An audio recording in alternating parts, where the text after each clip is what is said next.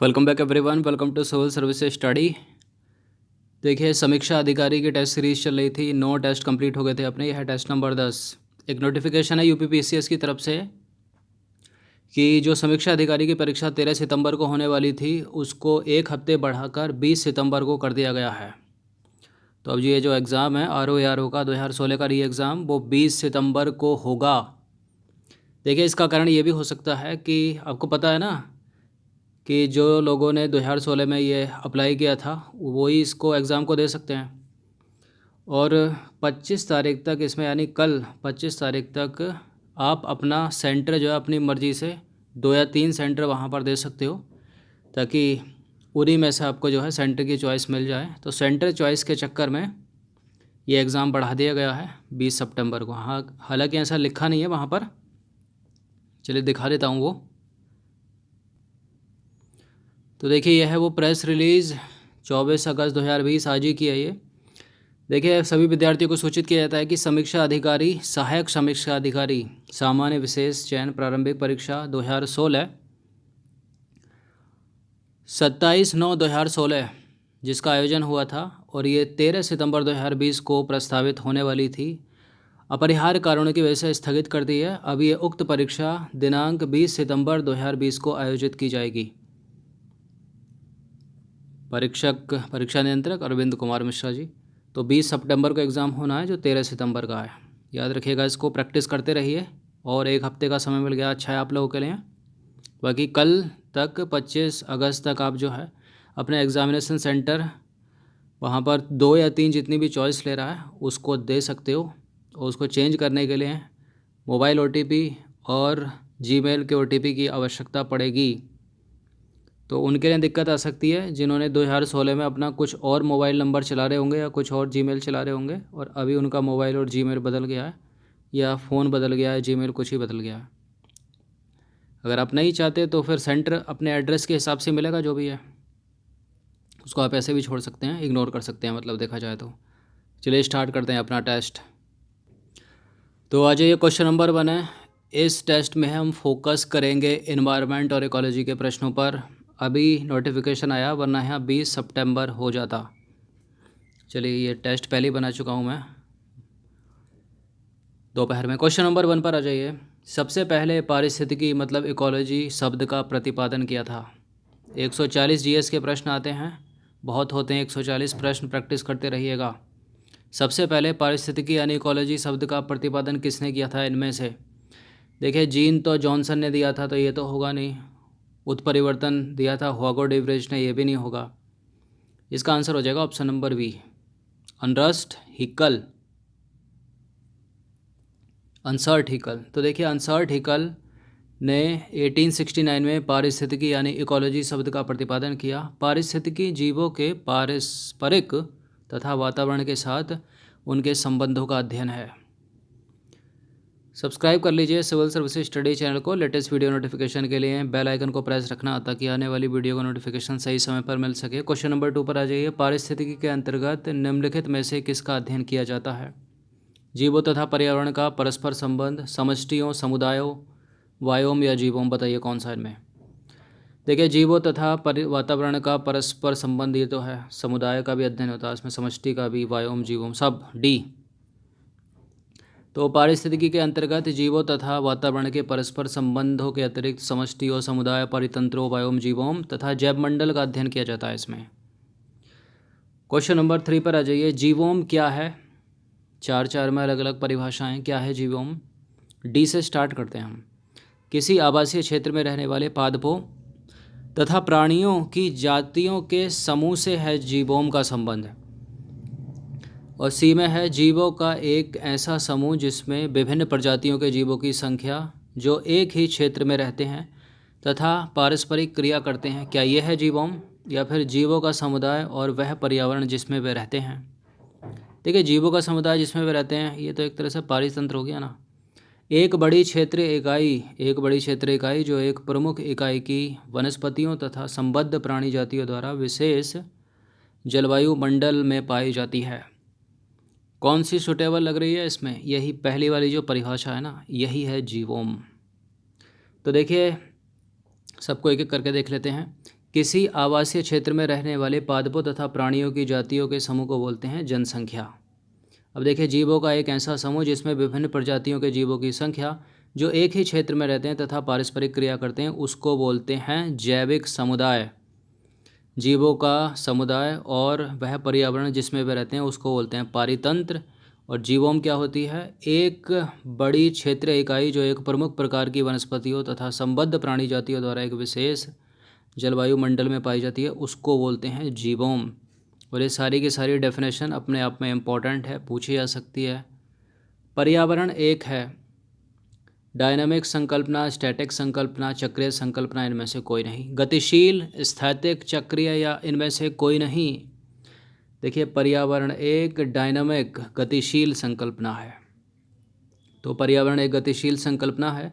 इसके दो घटक होते हैं, जैविक तथा अजैविक घटक निरंतर जो है एक दूसरे से प्रतिस्पर्धा करते रहते हैं। क्वेश्चन नंबर 5 पर आ जाइए। निम्नलिखित पर विचार करना है। विकिरण, तापमान, मिट्टी, सहजीवी, उपर्युक्त में से कौन से पर्यावरण के अजैविक घटक हैं? देखिए, पर्यावरण या पारिस्थितिक तंत्र या पारितंत्र में होते हैं दो प्रकार के घटक। दूसरी टेस्ट सीरीज में कई बार बताया होगा। एक होता है अजैविक घटक और दूसरा होता है जैविक घटक। अब इनके अंदर भी कुछ होते हैं, उसी को यहाँ दे रखा है इसने। देखिए, सीधा सा इसको याद रखिए, जैविक घटक वो होता है जिसमें जीवन है, अजैविक घटक वो होता है जिसमें जीवन नहीं है। यानी जैविक घटक देखा जाए तो हरे पेड़ पौधे, आप लोग, मनुष्य, हिरन, खरगोश, ये सब क्या है? ये तरह जैविक घटक है। और प्रकाश हो गया, विकिरण, तापमान, मिट्टी, स्थलाकृति, बादल बनना, ऊष्मा, ऊर्जा, ये सब क्या है? अजैविक घटक हैं। यहाँ सहजीवी जो होगा ना, ये जैविक घटक हो जाएगा, तो इसको एलिमिनेट कर दीजिए। तो इसका आंसर हो जाएगा ऑप्शन नंबर भी 1 2 3, शुरू के 3 ऊपर के। तो पर्यावरण के दो घटक होते हैं, जैव और अजैव, जिसे निम्नलिखित तालिका के माध्यम से आप समझ सकते हो। देखिए, अजैविक घटक ये हैं, जैविक घटक ये हैं। जैविक घटक देख लेते हैं पहले। हरे पेड़ पौधे और गैर हरित पादप भी, मतलब नॉन ग्रीन प्लांट भी इसमें आ जाएंगे, अपघटक भी इसमें आ जाएंगे, डिकम्पोजर होते हैं ये। परजीवी भी इसमें आ जाएगा, सहजीवी इसमें आ जाएगा, मनुष्य इसमें पशु इसमें आ जाएगा, आप लोग मनुष्य इसमें आ जाओगे। गैर हरित पादप यानी फंगस, फफूंद भी इसमें आ जाएगी। बात करें अजैविक घटक की, तो अजैविक घटक मतलब अबायोटिक कंपोनेंट इनको बोलते हैं। यह है बायोटिक कंपोनेंट, ये अबायोटिक कंपोनेंट। तो ऊर्जा, विकिरण, तापमान, ऊष्मीय प्रवाह, अग्नि, वातावरणीय गैसें, पवन, जल, गुरुत्व, मिट्टी, भूगर्भिक अध स्तर आदि जो हैं, ये सब पर्यावरण के अजैविक घटक हैं। तो इनको याद कर लीजिएगा, इंपॉर्टेंट है। क्वेश्चन नंबर 6 पर आ जाइए। निम्नलिखित पर विचार करना है। पहला स्टेटमेंट है, पारितंत्र का निर्माण विभिन्न प्रकार के समुदायों के संयोजन से हुआ है। बायोम विभिन्न तरह के पारितंत्रों के मिलने से बना है। पारिस्थितिकी के मुख्य 6 प्रकार के संगठन हैं। 6 प्रकार के हैं, उससे कम है उससे ज़्यादा? देखिए, 6 प्रकार के ही हैं। बायोम विभिन्न तरह के पारितंत्रों के मिलने से बना है, करेक्ट है। पारितंत्र का निर्माण विभिन्न प्रकार के समुदायों के संयोजन से हुआ है, सारे के सारे करेक्ट हैं। तो इसका आंसर क्या हो जाएगा? Option number D. तो देखिए, पारिस्थितिकी के मुख्यतः 6 प्रकार के संगठन हैं, संगठन स्तर हैं। जीव, समष्टि हो गया, समष्टि मतलब पॉपुलेशन, समुदाय हो गया, पारितंत्र, जीवोम और जैव मंडल, गिन लीजिएगा, 6 ही होंगे। देखिए, इनमें जीव जो है सबसे छोटी इकाई अगर बात की जाए तो, तथा अन्य क्रमिक रूप से बृहत्तर अवधारणा है। पारितंत्र का निर्माण विभिन्न प्रकार के, तो इसने तीसरा स्टेटमेंट करेक्ट हो गया। पारितंत्र का निर्माण विभिन्न प्रकार के समुदायों के संयोजन से हुआ, इसलिए पहला करेक्ट हो गया। बायोम विभिन्न तरह के पारितंत्रों के मिलने से बना है, दूसरा भी करेक्ट हो गया। क्वेश्चन नंबर 7 पर आ जाइए। निम्नलिखित कथनों पर विचार करना है। दो स्टेटमेंट है यहाँ पर, बताना कि इनमें से कौन सा करेक्ट है। मनुष्य जो है ना, मनुष्य पर्यावरण का महत्वपूर्ण जैविक घटक है। बिल्कुल, अभी तो देखा था जैव घटक। पर्यावरण के सभी अवयव परस्पर आश्रित एवं जुड़े हैं। बिल्कुल बिल्कुल। क्वेश्चन नंबर 8 पर आ जाइए। निम्नलिखित कथनों पर विचार करना है। पहला स्टेटमेंट है, किसी निश्चित स्थान और समय में वायुमंडल में घटित होने वाले अल्पकालिक लक्षणों को मौसम से संबंध किया जाता है। वो अल्पकालिक लक्षण कौन से हो सकते हैं? तापमान, आर्द्रता, सूर्य का प्रकाश, बादल और वायु। सही है क्या गलत? सही है। जलवायु को एक लंबे अंतराल, ऋतुओं या वर्षों के आधार पर तय किया जाता है। ये जलवायु की डेफिनेशन होगी, ऊपर वाली मौसम की। दोनों के दोनों करेक्ट हैं, अगर ऊपर नीचे करता तो गलत हो जाते। तो मौसम देखा जाए तो एक छोटी क्रिया है, और जो जलवायु है वो लंबे समय तक होता है। तो देखिए, किसी निश्चित स्थान और समय में वायुमंडल में घटित होने वाले अल्पकालिक लक्षणों को, जैसे तापमान, दाब, आर्द्रता, वर्षा, सूर्य का प्रकाश, बादल तथा वायु को मौसम से संबद्ध किया जाता है। और जलवायु का तात्पर्य किसी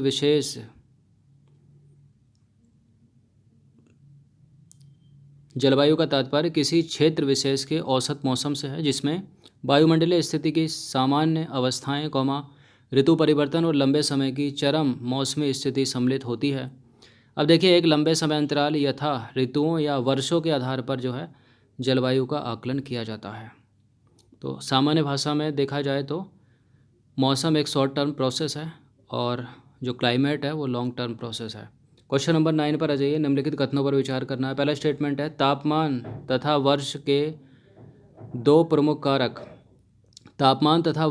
दो प्रमुख कारक जिनके आधार पर किसी क्षेत्र की जलवायु का निर्धारण होता है।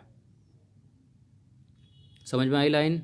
तापमान तथा वर्षा वे दो प्रमुख कारक हैं जिनके आधार पर किसी क्षेत्र की जलवायु का निर्धारण होता है।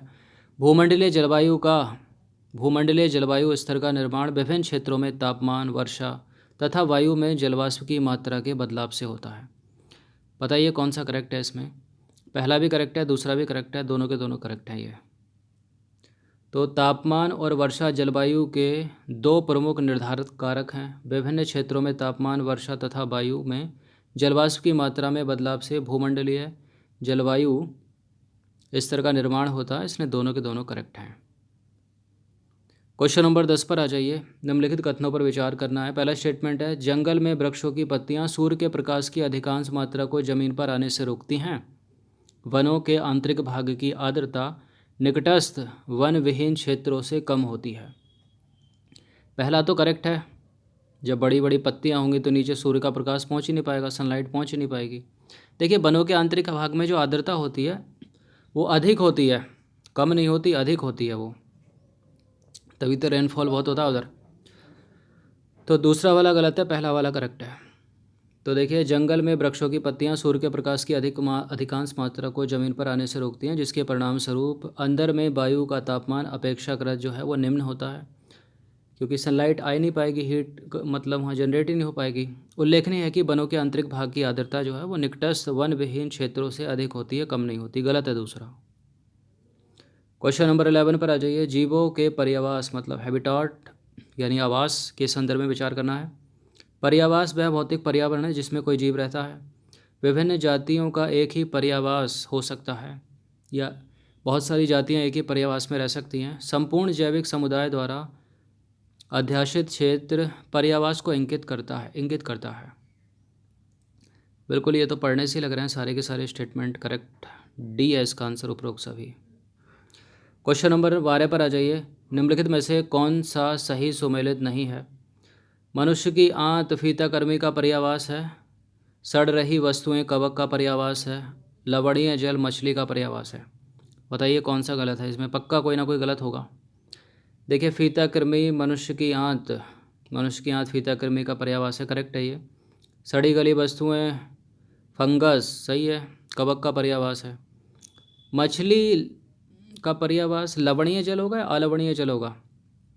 अलवणीय जल में रहेगी ना मछली, तो लवणीय जल में कैसे जिंदा रहेगी? गलत है तीसरा वाला स्टेटमेंट। तो 3 इसका आंसर हो जाएगा। तो देखिए, पृथ्वी पर मुख्यतः 4 प्रकार के पर्यावास हैं। स्थलीय, अलवणीय जल यानी फ्रेश वाटर, ज्वारंतमुख यानी एस्चुराइन, और है समुद्र। तो मछली किस में रहेगी? फ्रेश वाटर में रहेगी ना, मतलब अलवणीय जल में रहेगी ना। लवणीय जल में कैसे जिंदा रहेगी? देखिए, आवास विशेष की पर्यावरणीय स्थिति वहाँ रहने वाले पौधों तथा प्राणियों को प्रभावित करती हुई कुछ विशिष्ट लक्षण दर्शाती है। जैसे लवणीय मृदा में उगने वाले पौधों के कई गुण अलवणीय मृदा के पौधों में नहीं पाए जाते। एक उदाहरण के तौर पर समझा जाए तो मनुष्य की आंत फीताकृमि का पर्यावास है। सड़ी गली वस्तुएं कवक का पर्यावास है, फंगस का। अलवणीय जल मछली का पर्यावास है, तो अलवणीय जल मछली का पर्यावास है, ना कि लवणीय जल। क्वेश्चन नंबर 13 पर आ जाइए। पारिस्थितिक निकेत इकोलॉजिकल नीचे के संदर्भ में निम्नलिखित कथनों पर विचार करना है। नीस हो गया, इकोलॉजिकल नीस। पहला स्टेटमेंट है, पर्यावरण में किसी प्रजाति का कार्यात्मक लक्षण निकेत कहलाता है। किसी प्रजाति का निकेत अद्वितीय हो सकता है। एक पर्यावास में कई निकेत हो सकते हैं। हो सकते हैं क्या? एक पर्यावास में कई निकेत हो सकते हैं, एक ही निकेत होता है? कई निकेत हो सकते हैं, डी है इसका आंसर।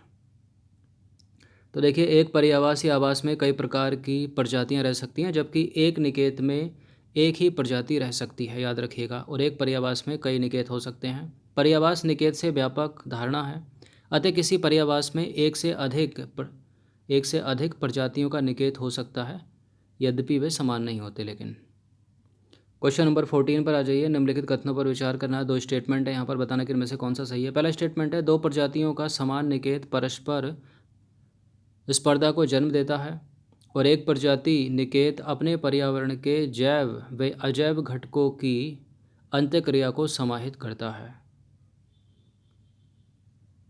बिल्कुल करेक्ट है, दोनों के दोनों स्टेटमेंट, सी है इसका आंसर। तो देखिए, एक निकेत में एक ही प्रजाति के जीव निवास करते हैं। यदि दो प्रजातियों का निकेत समान है तो इसमें एक प्रजाति की दूसरी प्रजाति के साथ उस समय तक स्पर्धा होती रहती है जब तक कि एक प्रजाति विस्थापित नहीं हो जाती। इस तरह निकेत जीवों को संरक्षित करने में महत्वपूर्ण भूमिका निभाता है।